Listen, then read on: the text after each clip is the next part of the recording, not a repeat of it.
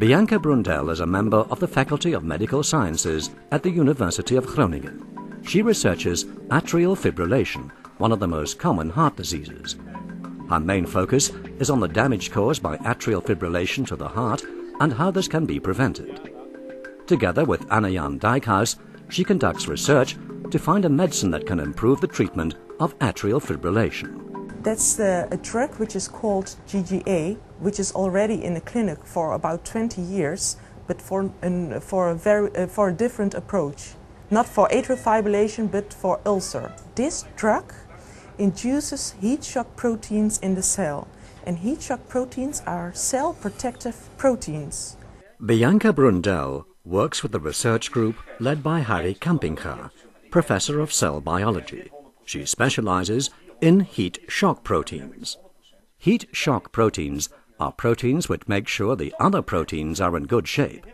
In this COP project, the group is studying the effect of one specific heat shock protein, HSP27, on one specific disease, atrial fibrillation. This is a disease where the atria do not normally contract. They have contractile dysfunction, and that leads to a breakdown of proteins.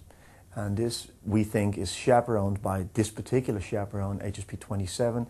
And Bianca has shown that if you upregulate that chaperone, you can, attenuate the progression of the disease. What we did is we gave dogs and cells this drug to induce heat shock proteins, and then we subjected the dogs or the cells to atrial fibrillation. And we saw that this drug is very protective in the prevention of AF-induced damage. Angteq is a company which facilitates the university's contract research for the pharmaceutical industry. The company mainly looks after the business aspects. Angteq also plans to develop new technologies further by acquiring patents to ultimately be able to manufacture and sell products.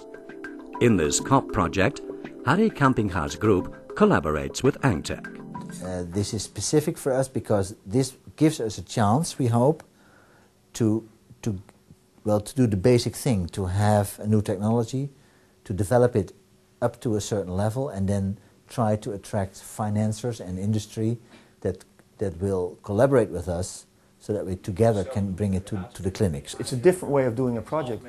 I think you're more dedicated to a certain question and you try to solve that rather than you can go in various directions. So it makes it very targeted.